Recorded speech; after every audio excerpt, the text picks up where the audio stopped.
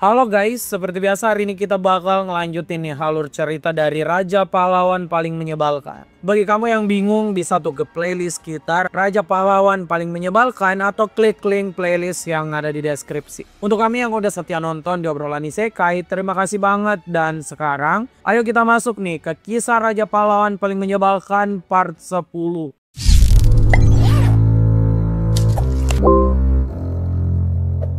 Di video sebelumnya, Kang Yosung tengah masuk ke dalam menara tier 7 bernama Tower of the Godfather and Bek Ali bersama Partesik. Di sana, mereka tuh memiliki tugas untuk mengembalikan kejayaan dari keluarga Capone yang terpuruk karena kepala keluarga mereka diselesaikan oleh pihak yang enggak dikenal. Kang Yosung dan Partesik mulai melakukan penyerangan ke 4 keluarga lain yang menjadi saingan keluarga Capone untuk tahu siapa yang mengakhiri kepala keluarga Capone. Sudah ada satu keluarga tuh yang dibereskan, yaitu keluarga Kallio. Saat membereskan keluarga ini, Kang Yosung dan Partesik melihat satu entitas misterius yang terbang bersama kawanan gagak.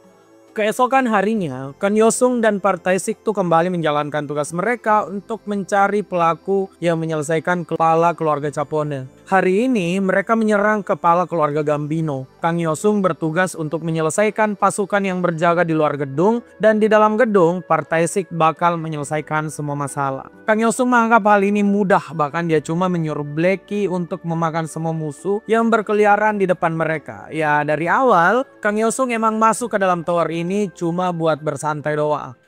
Saat selesai dengan keluarga Gambino, mereka ini makan di sebuah restoran. Di sini terlihat kepribadian unik dari Kang Yosung tuh, yang ternyata nggak rewel persoalan makanan. Dia cuma makan burger selama 3 hari mereka di sana. Kata Kang Yosung, dia tuh nggak mau pusing dengan memilih menu makanan yang beragam. Kalau ada satu yang cocok, ya satu menu itu saja sampai selesai. Nah, siapa nih yang punya nafsu makan mirip dengan Kang Yosung? Kalau udah cocok, ya gas itu aja terus. Setelah bicara soal makanan, Kang Yosung kemudian menanyakan apa yang didapatkan Partesik setelah penyerangan melawan keluarga Gambino. Secara mengejutkan, kepala keluarga Gambino tuh ternyata enggak tahu menahu dengan apa yang terjadi dengan kepala keluarga Capone. Hal ini makin mencurigakan bagi Kang Yosung. Partesik kemudian bilang kalau dia curiga ada orang lain yang terlibat selain 5 keluarga besar yang ada di Black York. Semua itu baru bisa jelas tuh ketika mereka nantinya melakukan rapat.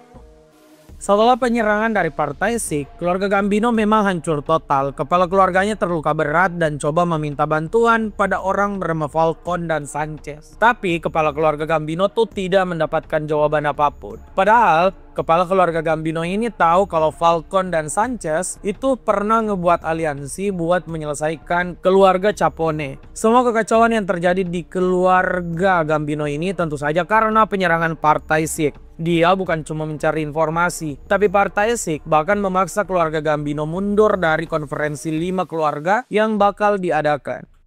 Beberapa hari kemudian, konferensi 5 keluarga tuh dilakukan. Dari 5 keluarga, cuma ada 3 keluarga yang hadir. Marcellus, kepala keluarga Kallio yang udah babak belur, kepala keluarga Gambino, dan juga Vito yang menjadi kepala keluarga Capone sekarang. Falcon dan Sanchez itu nggak muncul. Vito kemudian marah dan menuduh kalau keduanya lah yang menyerang ayahnya, maka mereka tidak berani muncul. Rebecca yang melihat hal ini kemudian coba untuk menenangkan Vito. Seperti biasa, Vito tuh menurut dengan apa yang Rebecca katakan. Beberapa menit setelah pertemuan dimulai, seorang informan masuk dengan panik. Dia itu memberi kabar mengejutkan. Falcon dan Sanchez yang nggak hadir ternyata telah diselesaikan oleh orang lain. Kang Yosung dan Partesik yang ada di sana juga ikutan terkejut dan menarik kesimpulan kalau memang ada musuh lain nih selain 5 keluarga besar. Enggak lama kemudian lampu di sana mati dan sebuah lampu sorot muncul. Di sana muncullah sosok misterius yang pernah dilihat Kang Yosung. Dia memperkenalkan diri dengan nama Nightcrow atau Gagak Malam. Dan Nightcrow ini itu ada di sana untuk ngehukum mereka semua. Nightcrow melihat semua anggota dari 5 keluarga besar adalah penjahat dengan melakukan kolusi dan mendukung korupsi yang dilakukan pemerintahan.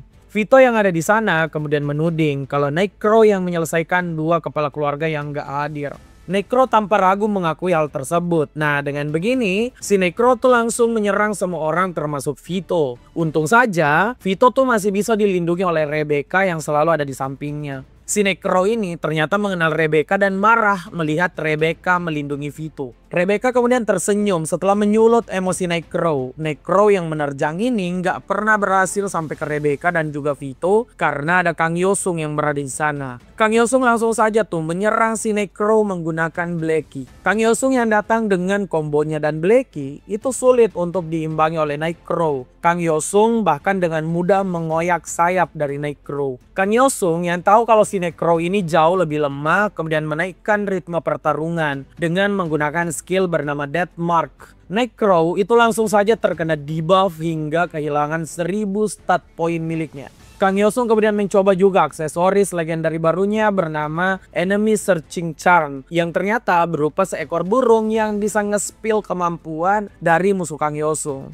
Dari burung ini diketahui tuh kalau ada banyak energi kegelapan di tubuh Necro dan senjata utamanya adalah sayap yang super tajam. Bukan cuma itu, Necro ini juga ternyata menyembunyikan ratusan peledak di ruangan tersebut. Necro yang merasa tersudutkan kemudian langsung menyerang Kang Yosung. Sayangnya serangan ini tuh enggak memiliki efek apapun karena dia cuma menyerang bayangan Kang Yosung. Kang Yosung sudah punya kesempatan tuh untuk mengakhiri si Necro, tapi Necro ini kemudian membuat ledakan di dalam ruangan tersebut. Nah ternyata peledak yang dia sembunyikan itu ada di gagak yang mengikutinya. Hal ini ngebuat kepanikan yang terjadi dan membuat Partesik harus turun tangan melindungi Vito. Pertarungan dari Necro dan Kang Yosung terus berlanjut. Partesik yang sadar kalau harusnya dia yang melakukan 1 lawan 1 itu marah pada Kang Yosung dan meminta untuk bertukar peran. Kang Yosung ternyata tidak ingin hal itu terjadi. Dia bilang kalau Partesik emang lebih cocok menjadi pelindung ketimbang ngeberesin musuh. Ya Partesik ini cuma bisa ngomel karena menurutnya dia tuh punya kelas assassin yang lebih cocok 1 lawan 1. Saat pertarungan Kang Yosung dan Necro ini berlanjut, Necro ikutan ngomel karena harusnya para player seperti Kang Yosung itu ngeperjuangin perdamaian dunia dan tidak bertindak layaknya penjahat.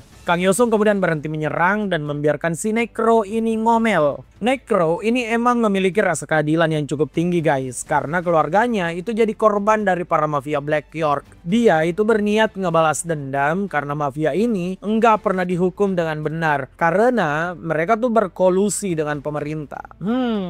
Kayak pernah dengar nih kan, ada pemerintah yang kerjasama sama penjahat gitu. Pemerintah mana ya guys? Ya kita balik lagi ke Kang Yosung. Kang Yosung dengan seksama mendengarkan hal tersebut dengan santai kemudian maju lalu menyelesaikan si Black Crow. Alasan Kang Yosung tuh karena si Necro ini juga melakukan kejahatan. Saat mendekat, Kang Yosung membuka topeng dari Necro. Kang Yosung tuh terkejut banget karena Necro ini ternyata seorang bocah. Belum sempat merespon dengan benar, si Necro ini malah mengeluarkan sebuah remote. Saat ditekan, remote ini ternyata meledakkan seisi gedung. Kang Yosung nggak punya pilihan lain tuh. Dia menelan semua orang yang bisa dia selamatkan dengan Blacky kemudian kabur dari gedung tersebut.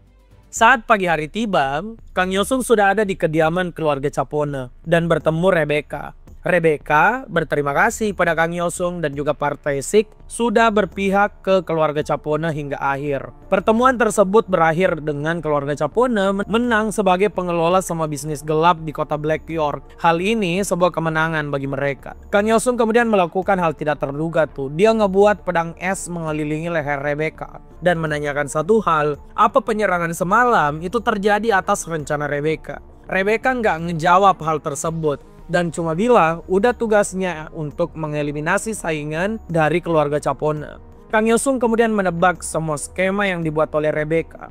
Dia ini sudah jelas adalah orang yang merencanakan pembunuhan kepala keluarga Capone dan juga ngeberi informasi pada Necro tentang pertemuan 5 keluarga. Kang Yosung tahu semuanya tuh dari Necro sendiri. Informasi dari Necro ini menjadi titik terang dari semua puzzle dalam menara tersebut. Rebecca sengaja membuat Vito jadi kepala keluarga agar bisa memperalat Vito yang masih bocah. Jadi Rebecca itu secara nggak langsung menjadi penguasa Black York dengan menjadi orang yang paling didengar oleh Vito. Semua hal yang diungkapkan Kang Yosung ini dibalas Rebecca cuma tersenyum. Alasan dia melakukan semua ini katanya untuk Vito. Dia bilang kalau mengakhiri ayah Vito emang keharusan karena ayahnya itu terus menyuruh Vito menjadi orang jahat bengis jika ingin jadi penerus keluarga Capone. Di dalam kepala Rebecca, Vito adalah bocah polos yang harus dia lindungi. Karena dari awal Rebecca emang seorang guardian milik Vito. Logika Rebecca ini kemudian dihajar oleh Partesik. Partesik bilang kalau tindakan Rebecca malah ngebuat Vito tuh nggak bisa melakukan apapun sendirian. Kalau Rebecca terlalu ikut campur dalam kehidupan Vito. Rebecca yang ngedenger hal ini kemudian tertawa dan bilang itu bukan urusan orang luar kayak Kang Yosung dan juga Partesik. Partesik kemudian memberi satu kejutan tuh pada Rebecca